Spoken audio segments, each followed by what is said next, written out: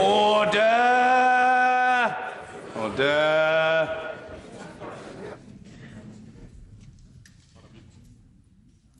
The ayes to the right, 299. The noes to the left, 70.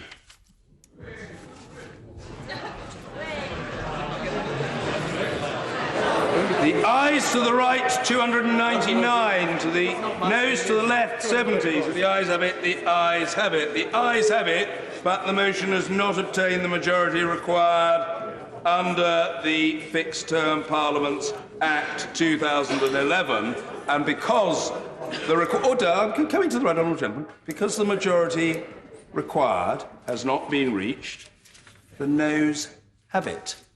Point of order, the Prime Minister.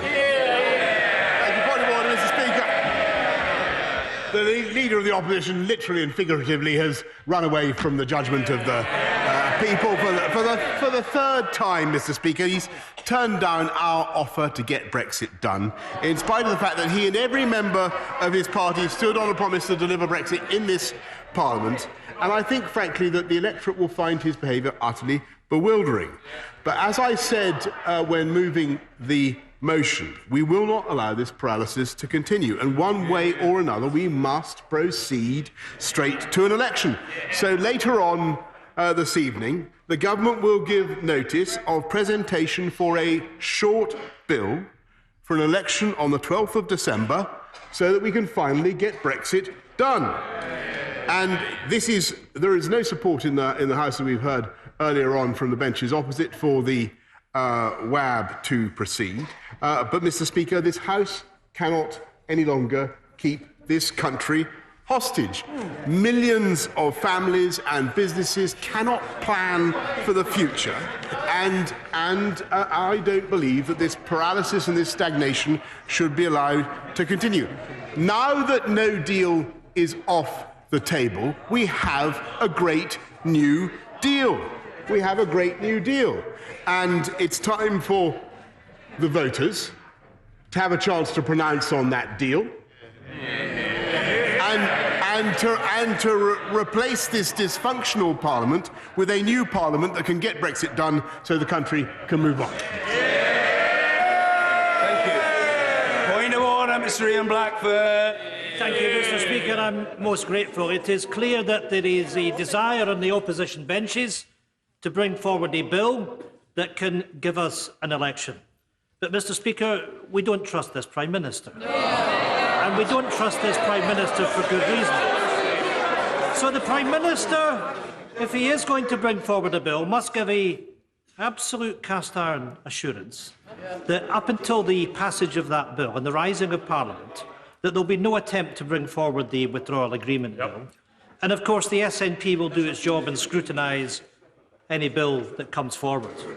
But it's absolutely demonstrably the case that we want an election. We want the people of Scotland to be given the opportunity to have their say. And we will fight that election. We will fight that election, Mr. Speaker, on the right of the Scottish people to determine their own future. Hear, hear. And that we will not, under any circumstances, consent to being taken out of the European Union against our will. And that election campaign will make it clear that the right to determine our future will be in the hands of the Scottish people. Thank you. Point of order, the Father of the House, Mr. Kenneth Clark. Mr. Speaker, we've just had an hour and a half of a slightly out-of-control student union debate, and it sounds as though we might have a rather similar farcical performance tomorrow. Is there any chance, Mr. Speaker, of you as the Chair of the House, to persuade the usual channels to resume their meetings and produce a sensible timetable for the bill we have before us, so that this House can resume discussion of these serious matters in a grown-up fashion and come to a resolution on the deal, which personally, I repeat, I will vote for if it reaches third reading, as I think it will, and it could well be that we could get back to the orderly government, which I think the general public are dearly wishing we would rapidly do. careful note of what the Father of the House has said, and I'm certainly open to any such discussions, but it does require willing participants, and it remains to be seen with the passage of time whether that be so. But I think everybody will be attentive on this occasion, as on every other, to what, on the basis of 49 years' experience in the House, the Father of the House has had to say to us.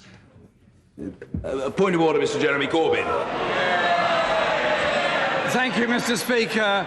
I apologise to you and to the Prime Minister for not being here at the point when he raised his point of order. I was detained outside the chamber. I'm now back here.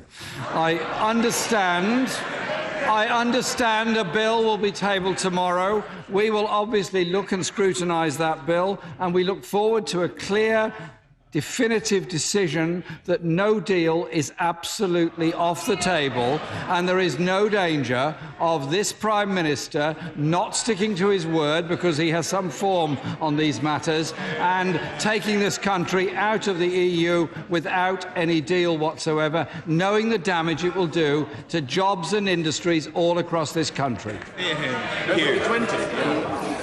That point stands in its own right. A point of order, I think, on a completely unrelated matter. Point of order, Mr. Stephen Doughty. Thank you, Mr. Speaker. As you know, I believe in correcting things when I get things wrong, and I want to apologise to the Honourable Member for East Yorkshire, a very honourable gentleman, for incorrectly referencing his seat in my point of order earlier on to the Prime Minister. I understand he has, in fact, been re-adopted by his association, and I want to apologise to him for mistaking his seat for another, and for that I truly apologise to him. Typically gracious of the honourable gentleman, and I have a sense that it will be accepted readily, but let's hear a response in the form of a point of order from Sir Gregory Knight. That point of order, Mr. Speaker, I accept the very gracious comments just made. I'm greatly obliged, as the honourable gentleman will be, to the right honourable gentleman. Order. If there are no further points of order, the clerk will now proceed to read the orders of the day. Environment Bill, second reading. Now. Order. Order. Before I invite, it says here the Minister, no mere Minister, the Secretary of State herself, to move the second reading, I must announce my decision on certification for the purposes of Standing Order number 83J, with which I'm sure colleagues are keenly familiar, certification of bills, etc., as relating exclusively to England and Wales, and being within devolved legislative competence. On the basis of material put before me, I certify that, in my opinion, clauses 1 to 18, 23, 52, 78, 84 and 88 to 121 of the Environment Bill and schedules 15 to 19 to the bill relate exclusively to England on matters within devolved legislative competence as defined in Standing Order number 83J. And I know colleagues are keenly hanging upon this. Clauses 56, 61, 63, 65, 73 to 75, 77 and 86 of the Environment Bill and Schedule 11 to the bill relate exclusively to England and Wales on matters within devolved legislative competence as defined in Standing Order number 83J. Order. The Secretary of State to move the second reading. Secretary Theresa Villiers. Thank you, Mr. Speaker. I beg to move that the bill now be read a second time. Mr. Speaker, this is a government which recognises the profound importance of the great environmental challenges of our time. We are the first government to set the goal that this generation should leave the natural environment in a better state than it was bequeathed to us. And this is the first government to make a legally binding commitment to become a net zero carbon economy. We've cut greenhouse gas emissions by 25% since we returned to office, whilst growing the economy at the same time. And we've pledged more funds than ever before to help the developing world reverse the decline of nature and tackle climate change.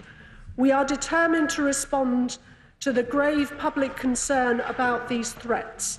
So a new Cabinet Committee will coordinate work on climate change across government under the chairmanship of the Prime Minister. Our action is guided by the mounting scientific evidence of the inextricable link between climate and nature. Wildlife habitats are crucial carbon storage systems. Protecting those forests, peatlands and